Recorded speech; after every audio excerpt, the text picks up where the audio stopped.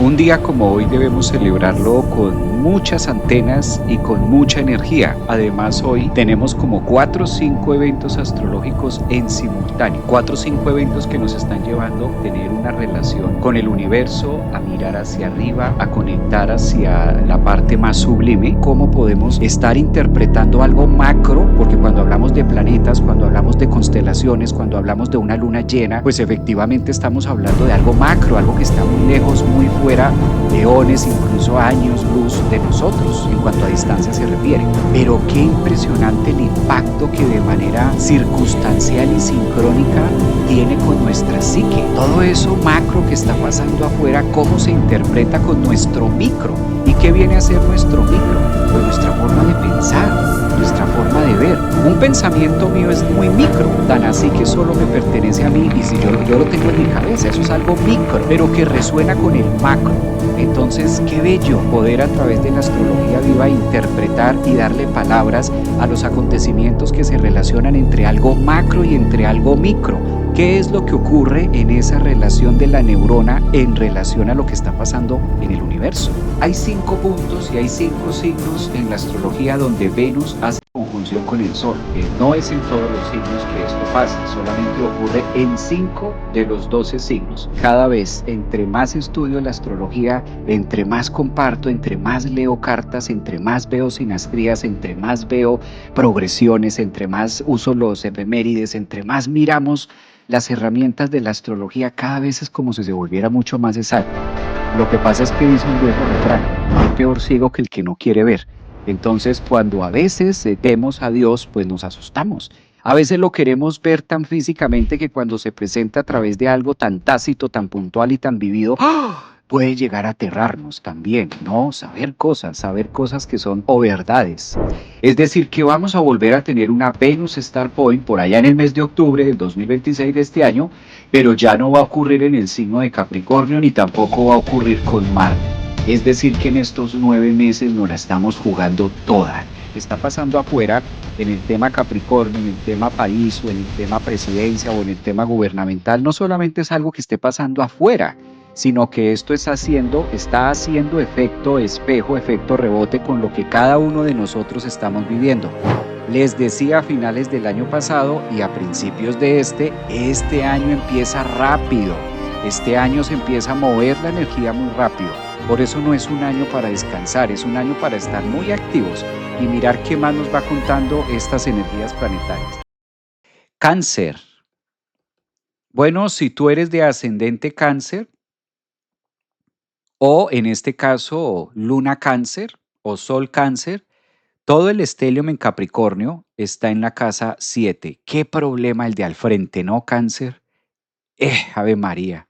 Qué problema el que está al frente. Qué problema. Y cómo pelo este coco a punta de uña. Hay un viejo refrán que dice: ¿cómo pelo este coco a punta de uña? Porque no tengo la herramienta. Mucho conflicto en la parte de al frente, mucho tema que resolver. Todo el estelium en Capricornio le corresponde a Cáncer en la casa 7, en la casa del otro, en la casa de los socios, en la casa de la pareja, en la casa de los demás, en la casa de las comunicaciones con las otras personas. Pues Cáncer hay que hacer sumar y restar. Tal parece que la vida le está pidiendo a Cáncer, con tanto planeta en la casa 7, hay situaciones que ya no pueden pasar. Por eso tienes a Marte al frente. Marte al frente dice: hay cosas que hay que cortar, Cáncer. Quizás Cáncer es un signo, quizás, a lo mejor, y me equivoco, quizás. Cáncer es uno de los signos que a veces le cuesta mucho trabajo soltar y cortar. Y a veces, en vez de cortar una relación, se corta una mano, se corta una tenaza. Cáncer, ¿cuántas tenazas te has cortado? A veces pasa por terco porque corta lo que no debe cortar o muerde lo que no debe morder. Ahora la vida está poniendo a Cáncer con esta, imagínense ustedes, tiene mucho, tiene varias cosas en sí. Júpiter está ahí en su signo, bendiciendo muchos procesos, pero al mismo tiempo tanta carga en Capricornio en el otro. Es como si tuviera muchos problemas y como si no supiera cómo resolver tanto problema junto. Donde está Marte podemos sentir mucha fuerza, o donde está Marte podemos sentir mucho problema también. Es un momento, es una semana que le pide el horóscopo, el universo para Cáncer, evaluar las relaciones. Tal parece que hay unas relaciones que no son sanas seguirlas. Tal parece que hay unas relaciones que debes cortar. Tal parece que hay otras relaciones con las que sí funcionan, hay otras que no. Entonces, mi querido Cáncer, esta semana hay que ser muy sigilosos con la luna en Escorpio, la luna en Sagitario, que le pide mucho trabajo y le pide mucha honestidad y próximamente cuando lleguemos al fin de semana, al domingo 18, vamos a tener una luna nueva en Capricornio, mostrándole muchas cosas a Cáncer que hay que hacer. También temas muy estatales, ¿no? Porque la casa 7 no solamente tiene que ver con personas, sino la casa 7 tiene que ver con altos jurados, la casa 7 tiene que ver también con toma de decisiones importantes a través de documentos. Entonces, tal parece que el Cáncer necesita estar mirando, estar migrando, estar moviéndose, a ver cómo a través de tanto movimiento y de tanta turbulencia, pues logra cierto grado de quietud.